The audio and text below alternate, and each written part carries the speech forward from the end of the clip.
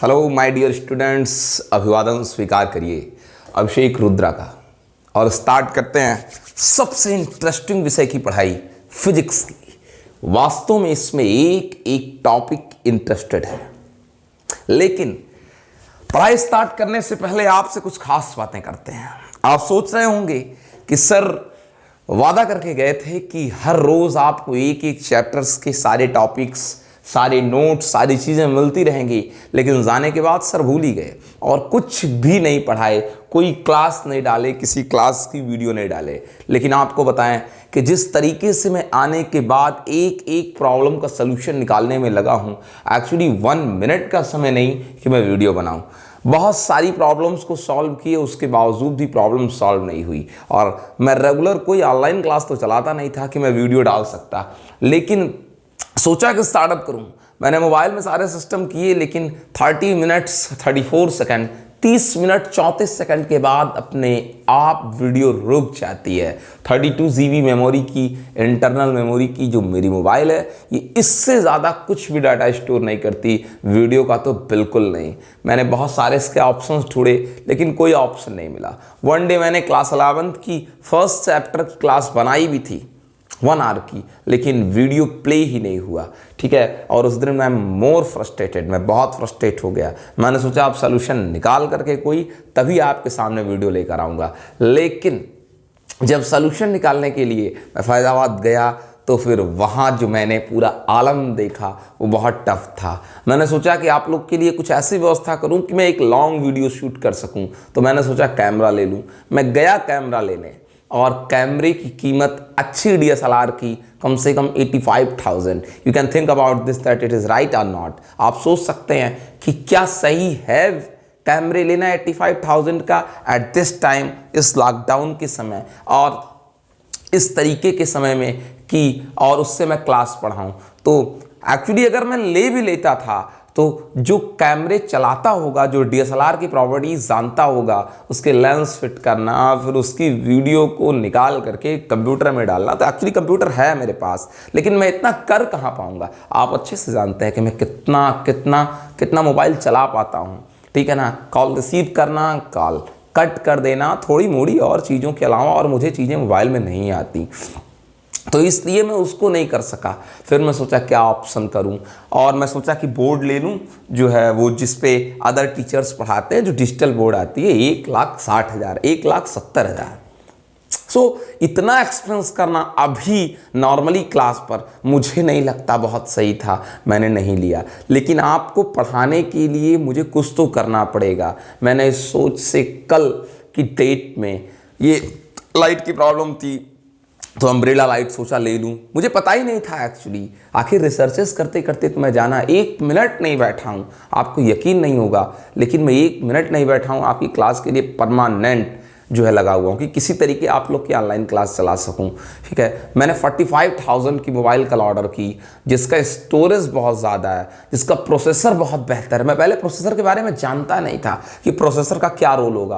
Present time में जो mobile मेरी वीडियो शूट कर रही है, इसका प्रोसेसर 4.5, 3.5, 5.5 इतना ही होगा। 4.5 मैंने देखा था। 4.5 का प्रोसेसर कुछ नहीं कर सकता। जो बच्चे गेमिंग खेलते हैं, जो गेमिंग करते हैं मोबाइल से, उनको पता होगा प्रोसेसर का क्या योगदान है। हम लोग ज़्यादा से ज़्यादा कैमरे देख कर ले लेते हैं मोबाइल, थोड़ा सा मॉडल देख लेते हैं, प्राइस देख लेते हैं, प्रोसेसर के बारे में सोचता ही नहीं। फिर मुझे पता लगा, तो मैंने कल मोबाइल ऑर्डर किया 45,000 का। ठीक है ना, फिर सोचा केवल इससे नहीं काम होगा, फिर मैंने माइक ऑर्डर किए, सारी चीज़ें, हो सकता है वेडनेसडे तक, बुधवार तक या बृहस्पतिवार तक सारी चीज़ें अवेलेबल हो जाएं।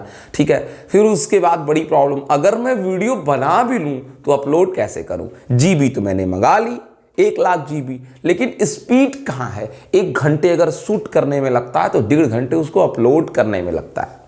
अब आप ये सोचिए, और वाईफाई के लिए पता किया, पूरे अयोध्या में आप नेट पर सर्च कर सकते हैं, कहीं वाईफाई नहीं है।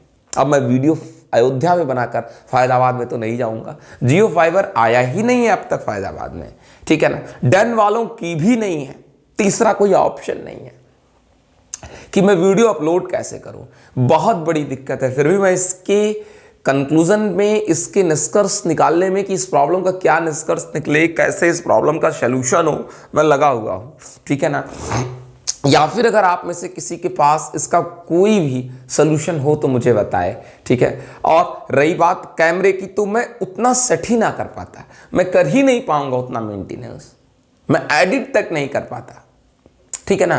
किसी मोबाइल में टॉप टू टॉप मोबाइल में फंक्शन नहीं है वीडियो को बीच में पॉज करने का, या तो 1% परमानेंट मेरे साथ बैठा रहे, वो वीडियो को पॉज करे जब ज़रूरत हो, ठीक है ना। रिमोट सिस्टम होता तो मैं अपने हाथ से कर लेता। बहुत प्रॉब्लम्स हो रही हैं, मैं पूरी कोशिश में हूं कि इन सभी चीज़ों को सॉल्व करूं। आपको लगता होगा सर बैठे हैं, लेकिन आप बिलीव करिए 1 मिनट नहीं बैठा हूं, मैं टोटल कोशिश में हूं कि आपकी क्लास बन जाए किसी तरीके से, ठीक है ना। लाइटिंग सिस्टम, नेट की स्पीड की, क्वालिटी की, क्वांटिटी की, सारी चीज़ों की, ठीक है, लेकिन हो ही नहीं पा रहा है। कहाँ से मैं क्लास दे दूं जब अपलोड ही नहीं होगा वीडियो। मोबाइल कितना अपलोड कर सकेगी, मोबाइल ज़्यादा से ज़्यादा 30 मिनट जो है वीडियो शूट कर रही है, इससे ज़्यादा नहीं। अपलोडिंग में बहुत समय लग रहा है, यही एक बिग प्रॉब्लम मेरे सामने आ रही है। किसी के पास उसका सॉल्यूशन हो तो मुझे बताए, ठीक है ना। या फिर कोई एक एडिटर हो जो बाकी लोग जैसे करते हैं। अदर सिटीज़ में है वाईफाई, यहाँ पर वाईफाई है ही नहीं है, मैं लगवा लेता। ज़्यादा से ज़्यादा 1500, 1600, 1700, 3000, 4000 का खर्च आएगा जियो वाईफाई कोई भी सिस्टम लगवाने में, लेकिन यहाँ है ही नहीं है। एक भी ऐसा कोई जियो वाईफाई नहीं है जो अयोध्या में लगता हो, या तो फैजाबाद जाकर शूट करो या फिर अपलोड करो। A big problems have to me, एक बहुत बड़ी समस्या हमारे साथ है इस चीज़ को लेकर के। खैर, हम फिर भी कोशिश करेंगे वीडियो अपलोड करने की। आज की क्लास स्टार्टअप करते हैं बेटा, ठीक है। और आज की क्लास का स्टार्टअप किससे होगा ये आप देखिए हम आज की क्लास 11th की फिजिक्स फर्स्ट पेपर के फर्स्ट चैप्टर भौतिक जगत फिजिकल वर्ल्ड से करते हैं, ठीक है ना। इसी वीडियो को मैंने शूट किया था आपको पढ़ाने के लिए। फिजिकल वर्ल्ड, भौतिक जगत, फिजिकल वर्ल्ड की शुरुआत करते हैं, भौतिक जगत की शुरुआत करते हैं। इस चैप्टर में खास बात क्या है ये आपको मैं बताने की कोशिश करता हूं। एक्चुअली पूरी दुनिया जानती है आज जो समय चल रहा है, जो आज एरा है, this is the science era, ये विज्ञान का युग है। क्या मतलब है इस विज्ञान के युग का? Actually the word science became from the word scientia that's means to know. इसकी मतलब, इसकी मीनिंग है जानना। किस चीज को जानना चाहते हो? असल में जिस चीज को देख रहे हो, सुन रहे हो, क्या देख रहे हो और क्या सुन रहे हो, जो हमारे आसपास है। आसपास क्या है हमारे, जितनी भी चीजें, इन्हीं चीजों को जानना, इन चीजों के बारे में जानना, इनके होने का कारण क्या है, इनका जो व्यवहार है उस व्यवहार का कारण क्या है, इस चीज को जानना ही तो विज्ञान है। और मनुष्य ने अपने सतत प्रेक्षण और प्रयोग से अधिकांश चीजों के बारे में काफी जानकारी प्राप्त भी कर ली है। वास्तव में मानव ने प्राकृतिक घटनाओं का यथासंभव विस्तृत और बहुत गहनता से ज्ञान प्राप्त कर लिया है। यही तो विज्ञान है। क्या है विज्ञान? हम अपने परिवेश में जो कुछ देखते हैं उसके बारे में खोज करना, उसके व्यवहार के कारणों को पढ़ना, परीक्षण करना उस पर, उसका क्या प्रभाव होगा हम पर, यही तो विज्ञान है। लेकिन एक चीज के बारे में एक समय एक निष्कर्ष निकाल करके फिर यह सोचिए उसमें परिवर्तन ना हो, उसके बारे में अपनी राय बदलनी नहीं पड़ेगी, तो यह संभव नहीं है। सदैव प्रगतिशील है विज्ञान। विज्ञान की किसी चीज के बारे में, इस संसार की, इस प्रकृति के किसी भी घटना, किसी भी वस्तु के बारे में एक अंतिम निष्कर्ष निकाल करके फिर उस पर कोई चिंतन ना करना, ऐसा संभव नहीं है। इस विज्ञान में, इस प्रकृति में सब कुछ परिवर्तनशील है। समय के अनुसार उन परिवर्तनों के अनुरूप सिद्धांतों का निर्माण करना पड़ता है। कोई सिद्धांत अंतिम नहीं है यहां। और इसी विज्ञान का एक बहुत ही इंटरेस्टिंग, रोमांचक, विशाल भाग है, एक अलग ही शाखा है इसी विज्ञान की, भौतिक विज्ञान, जिसको इंग्लिश में आप फिजिक्स कहते हैं। और इस फिजिक्स वर्ड को लैटिन वर्ड फ्यूसिस से दिया गया है, जिसका मीनिंग है प्रकृति, नेचर। शुरुआत में इस फिजिक्स को प्राकृतिक विज्ञान, नेचुरल साइंस भी कहा जाता था। क्या पढ़ते हैं फिजिक्स के अंतर्गत हम, जिसको हमें पढ़ना है? मैं आपसे शुरू से कहता रहा हूं कि आपकी स्टार्टिंग जीरो से करूंगा। क्या है फिजिक्स? जहां तक भौतिकी की बात करें, अगर फिजिक्स की बात करें, तो एक ऐसी साइंस है जिसमें हम प्रकृति को पढ़ते हैं, प्राकृतिक घटनाओं को पढ़ते हैं। प्रकृति क्या है? आसपास जो कुछ दिखे वो सब कुछ प्रकृति है। क्या कुछ दिखता है आसपास? बारिश, रोज दिन निकलना, रोज शाम होना, तमाम सारी ग्रहों की गतियां, आंधी, बरसात, यह सब प्रकृति है। इन सब के कारण को पढ़ना ही फिजिक्स है। इनके कारण को जानना, इनका अध्ययन करना ही फिजिक्स है। तमाम सारी चीजें हम दैनिक जीवन में करते हैं, कुछ चलाते हैं, कुछ बुझाते हैं, कुछ चीजों को जमाते हैं, कुछ चीजों को पिघला लेते हैं। ये सब प्रकृति ही तो है। घटना क्या है प्राकृतिक? भूकंप आ जाना, यकायक कुछ हो जाना जो सतत रूप से हमारे साथ विद्यमान नहीं होती, यह प्राकृतिक घटना है। ज्वालामुखी, भूकंप, इन चीजों को पढ़ना ही, जो कुछ हमारे आसपास विद्यमान है वो सब कुछ प्रकृति है। और जो सतत रूप से इसमें विद्यमान नहीं है, यदा कदा प्रकट होती है, वो प्राकृतिक घटना है। और फिजिक्स ऐसी ही साइंस है जिसमें हम प्रकृति और प्राकृतिक घटनाओं को पढ़ते हैं। सोचने की बात है, इस प्रकृति और इसमें घटित होने वाली घटनाएं, इनका मौलिक स्वरूप क्या है? प्रत्यक्ष स्वरूप क्या है? इस पूरे ब्रह्मांड का प्रत्यक्ष स्वरूप क्या है? पॉज करके वीडियो को 2 मिनट देख लीजिए, सोच लीजिए कि हमारे आसपास जो कुछ है उसका प्रत्यक्ष स्वरूप क्या है। इस पूरे ब्रह्मांड में जो कुछ प्रकृति और प्राकृतिक घटना का शाश्वत है, जो उसके पीछे का कारण है, या जो मौलिक रूप से प्रकृति में विद्यमान है, मौलिक रूप से जो प्रकृति में विद्यमान है, उसका स्वरूप क्या है? 2 ही स्वरूप में चीजें विद्यमान है, एक द्रव्य में और एक ऊर्जा के स्वरूप में। सब कुछ जो इस नेचर में पाया जाता है उसका स्वरूप द्रव्य है, और जो द्रव्य के स्वरूप में नहीं है वो ऊर्जा के स्वरूप में है। अब द्रव्य क्या है? बड़ी बात। व्हाट इज द्रव्य? मैटर क्या है? अगर मैटर की बात करते हैं, सब कोई जानता है वह द्रव्य है जिसमें द्रव्यमान है, मात्रा है जिसमें पदार्थ की, कुछ होने की, जो कुछ स्थान घेरती अंतरिक्ष में। इस कलम ने कुछ स्थान घेर रखा है, जिसका प्रत्यक्ष या अप्रत्यक्ष रूप से मनुष्य अपने ज्ञानेंद्रियों से अध्ययन कर सकता है, जान सकता है, अनुभव कर सकता है। वह द्रव्य है। पत्थर, लोहा, गैस, ये सब द्रव्य है। जो कुछ है द्रव्य है। द्रव्य, मैटर।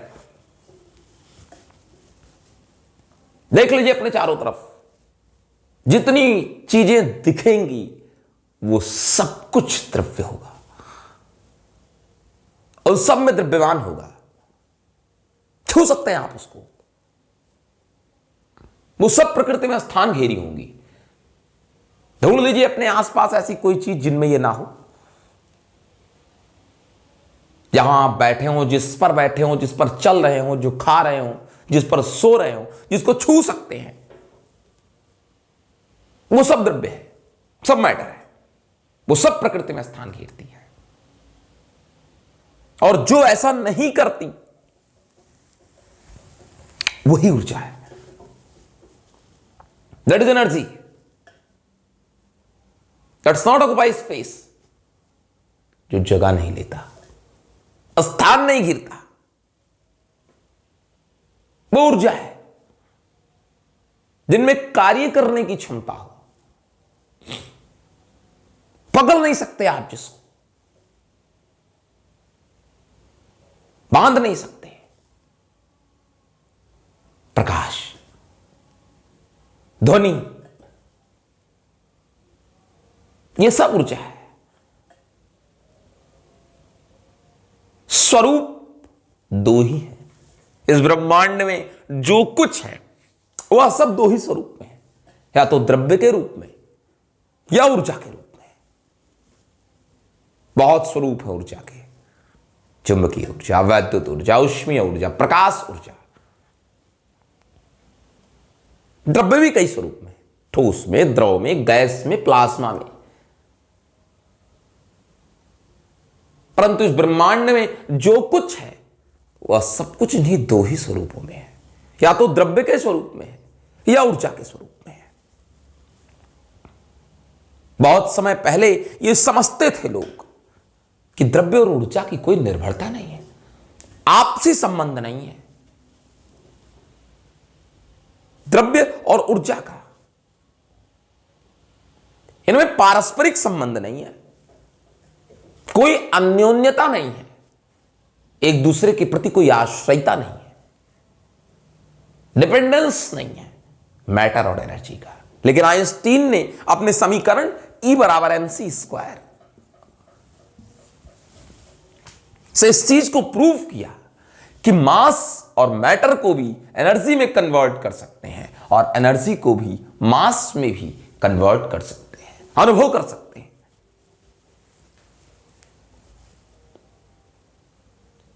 तो इस प्रकृति में जो कुछ भी है वो द्रव्य है अथवा ऊर्जा है। जब आप ये कहते हैं कि प्रकृति और प्राकृतिक घटनाओं, तो जब प्रकृति में ही द्रव्य और ऊर्जा है और प्रकृति में पाई जाने वाली सब कुछ चीजें, प्राकृतिक घटना में पाई जाने वाली, गोचित होने वाली, गोचर होने वाली, दिखने वाली सब कुछ द्रव्य अथवा ऊर्जा है, तो हम कह सकते हैं कि प्रकृति का जो वास्तविक आधारिक हकीकी स्वरूप है, एक्चुअल फॉर्म जो है, वो द्रव्य अथवा ऊर्जा के रूप में है। तो हम ये भी तो कह सकते हैं कि फिजिक्स वो विज्ञान है, physics is the branch of science in which we study about the nature and the natural phenomenon, and nature and natural phenomenon, the basic form of nature and natural phenomenon is matter और energy. तो ये भी तो कह सकते हैं कि physics विज्ञान, भौतिक विज्ञान, विज्ञान की वह शाखा है जिसमें हम द्रव्य और ऊर्जा का अध्ययन करते हैं, द्रव्य के विभिन्न स्वरूपों का अध्ययन करते हैं, ऊर्जा के विभिन्न स्वरूपों का अध्ययन करते हैं, द्रव्य से ऊर्जा के रूपांतरण का अध्ययन करते हैं, ऊर्जा के एक स्वरूप से ऊर्जा के दूसरे स्वरूप के परिवर्तन का अध्ययन करते हैं। तो भौतिक विज्ञान, विज्ञान की वह शाखा है जिसमें हम द्रव्य, ऊर्जा और उनके विभिन्न स्वरूपों के मध्य होने वाली अन्योन्य क्रियाओं का अध्ययन करते हैं, वह भौतिक विज्ञान है। कई बार प्रश्न आता है लोगों के दिमाग में, अन्योन्य क्रिया क्या है? जब दो भिन्न भिन्न चीजों का एक ही किसी वस्तु से, ऊर्जा से अथवा क्रिया से संबंध हो, वो अन्योन्य क्रिया है। आग मिलती है लकड़ी को जलाने में, तो लकड़ी को जलाने और आग के पैदा होने, प्रकाश के पैदा होने के बीच की जो क्रिया है वह अन्योन्य क्रिया है। पारस्परिक संबंधों को समझने के लिए जिस क्रिया का अध्ययन करते हैं, जिस क्रिया का मेन हाथ है, वह अन्योन्य क्रिया है। दो भिन्न भिन्न चीजों का एक ही क्रिया पर आश्रित होना, पारस्परिक रूपांतरणों के बीच का जो स्टडी है वो अन्योन्य क्रिया है, इंटरैक्शन। चाहे ऊर्जा एक स्वरूप से दूसरे में जाए, चाहे द्रव्य से ऊर्जा के रूप में जाए, चाहे ऊर्जा के द्रव्य में रूपांतरण की क्रिया, पारस्परिक परिवर्तनों के बीच द्रव्य का ऊर्जा में, ऊर्जा का द्रव्य में जो बीच का स्टडी है, जो बीच की क्रिया है, जिस पर दोनों ही निर्भर है, वो अन्योन्य क्रिया है। समझ सके आप हमारी बात को? चलिए इस टॉपिक पर आगे बढ़ते हैं इस चैप्टर में।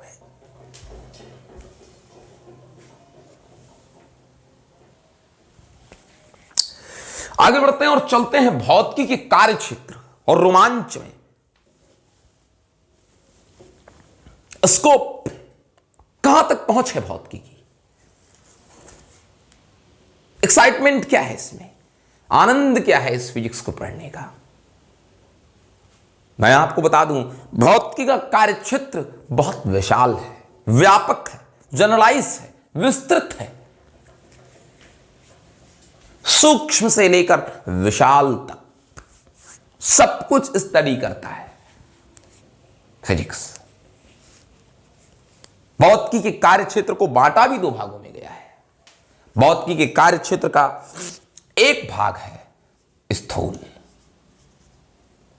मैक्रोस्कोपिक,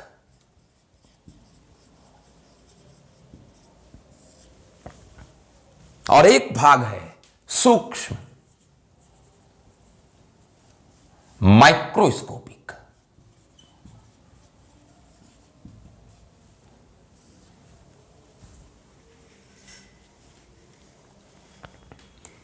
ये दो क्षेत्र हैं।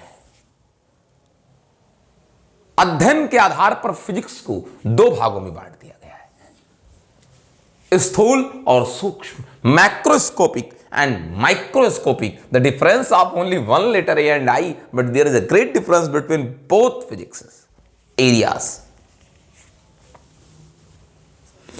स्थूल प्रभाव क्या है भौतिकी का? इसके अंतर्गत क्या पढ़ते हैं? पार्थिव, स्टोन्स, बड़े बड़े पत्थर, विशालकाय संरचना वाली चीजों को, खगोलीय स्तर की जो परिघटनाएं हैं, astronomical happenings are studied study. इस भाग में, जबकि सूक्ष्म माइक्रोस्कोपिक अणु, परमाणु, नाभिक, इलेक्ट्रॉन, प्रोटॉन्स, इनके बारे में, इनसे होने वाली घटनाओं के बारे में इनको पढ़ा जाता है सूक्ष्म प्रभाव में, सूक्ष्म कार्य क्षेत्र में। और इनको पढ़ने के लिए अलग अलग सिद्धांत हैं। स्थूल प्रभाव के अंतर्गत जो पढ़ते हैं उनके भी कुछ प्रमुख सिद्धांत हैं, सूक्ष्म प्रभाव के अंतर्गत जिनको पढ़ते हैं उनके भी कुछ सिद्धांत हैं। भौतिकी के स्थूल कार्य क्षेत्र में चिरसम्मत यांत्रिकी का उपयोग करते हैं। जो सिद्धांत चिरसम्मत यांत्रिकी, क्लासिकल मैकेनिक्स में दिए गए हैं, उनका उपयोग करते हैं। सूक्ष्म प्रभाव क्षेत्र में अणुओं, परमाणुओं, इलेक्ट्रॉनों को पढ़ने के लिए क्वांटम मैकेनिक्स, क्वांटम यांत्रिकी का प्रयोग करते हैं। चिरसम्मत यांत्रिकी और क्वांटम यांत्रिकी दो प्रकार के मैकेनिक्स हैं हमारे पास स्थूल को पढ़ने के लिए। चिरसम्मत यांत्रिकी, क्लासिकल मैकेनिक्स,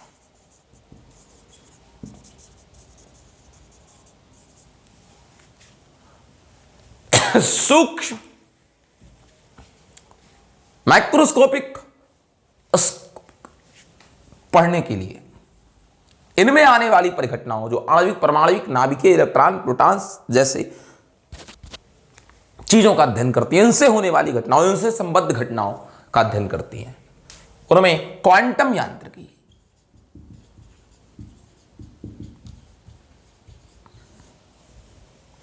क्वांटम मैकेनिक्स आज की दुनिया का सबसे चमत्कारिक मैजिकल साइंस, क्वांटम मैकेनिक्स, इनके सिद्धांत के आधार पर इनका अध्ययन करते हैं। दिमाग में चल रहा होगा आपको, पूछेंगे कैसे? ऑनलाइन क्लास है। यांत्रिकी क्या है? मैकेनिक्स क्या है? क्या चीज है यांत्रिकी?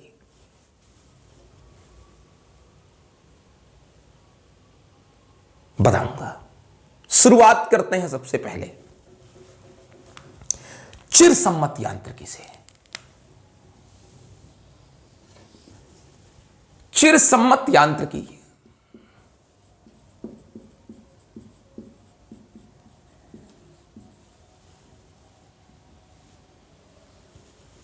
इसको कई भागों में बांटा गया है। इस चिरसम्मत यांत्रिकी का सबसे पहला भाग है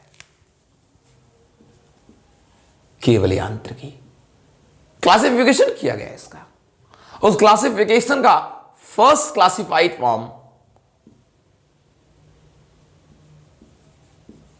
यांत्रिकी, मैकेनिक्स।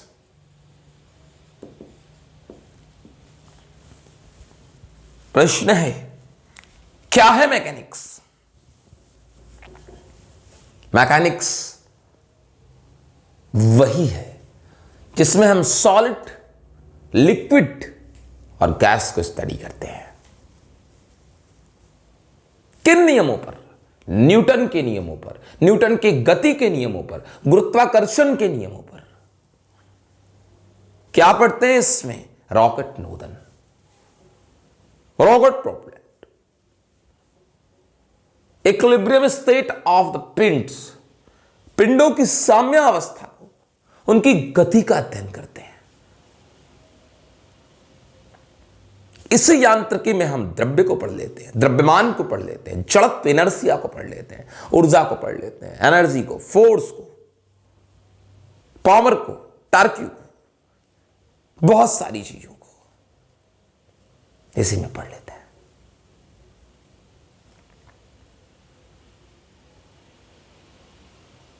इस चिरसम्मत यांत्रिकी का सेकंड क्लासिफिकेशन है उष्मागत की।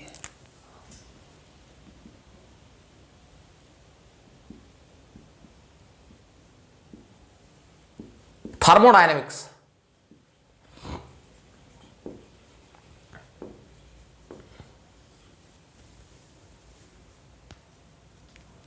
यह भी प्रश्न है, क्या है थर्मोडायनेमिक्स?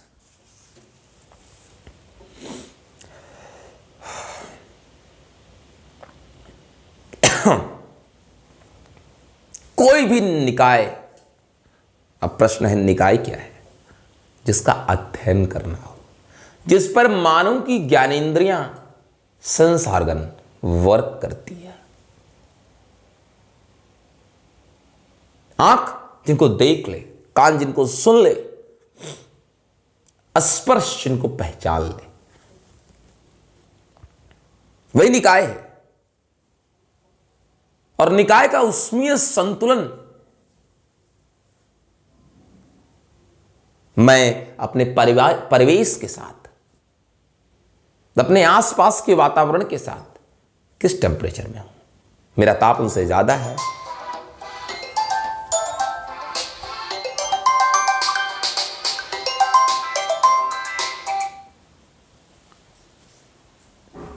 मेरा ताप उनसे ज्यादा अथवा कम है। जब निकाय का उसके परिवेश के साथ ताप के संदर्भ में क्या संबंध है? मैं निकाय हूं, मेरे आसपास की टेम्परेचर से मेरा टेम्परेचर ज्यादा है, कम है। उष्मा के प्रवाह की दिशा क्या है? बच्चे की बोतल दूध जिसमें भरते हैं, बहुत गर्म होता है तो उसको पानी में रख देते हैं, बोतल ठंडी हो जाती है।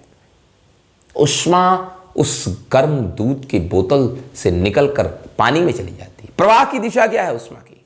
उष्मा किधर जाना चाहती है?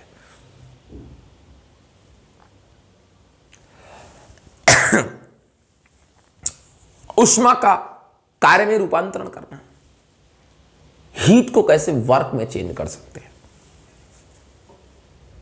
उष्मा एक स्थान से कैसे दूसरे स्थान जाती है, इसके कारण से अगर उष्मा मेरे अंदर से निकलकर किसी और चीज में चली गई, ऊर्जा मेरे अंदर से निकलकर किसी और चीज में चली गई,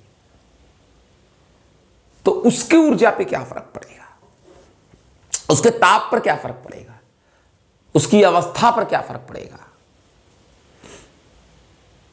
इन सब का अध्ययन इसमें करते हैं। उष्मा इंजन बनाया गया जो हीट को वर्क में चेंज कर देती है, वो भी इसी के अंतर्गत आता है। रेफ्रिजरेटर बनाया गया, प्रशीतक, वो भी इसी के अंतर्गत आता है, उष्मागत की।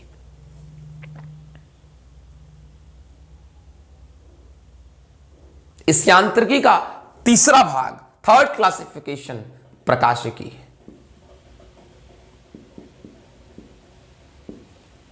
ऑप्टिक्स,